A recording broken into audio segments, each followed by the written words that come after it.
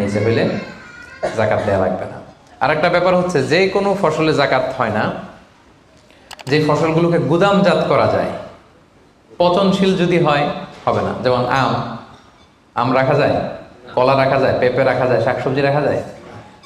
রাখা যাবে হচ্ছে চাল, ডাল, গম, ভুট্টা, খেজুর, এগুলা গুদামজাত যদি করা যায়, ওগুলো যদি 18 মণ হয় তাহলে আপনি জাকাত দেবেন। তো জামের চাষ যারা করে তারা কি মোটেও দিবে না জাকাতের কোনো কিছু থাকবে না? হ্যাঁ থাকবে। তাদের হচ্ছে উরুদুত যারা ব্যবসার হিসাবে, ওই যে হিসাব করবে যেদিন, ওই দিন দেখবে যে আজকে আমার বিক্রি করার মতো কয় খাঁচি আম আছে, 40 খাঁচি আছে, দাম কত, ওই অন্যান্যর সাথে যুক্ত করে নেবে।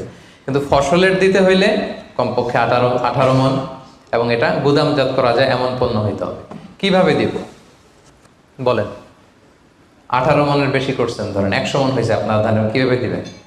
2.5% দিবেন না।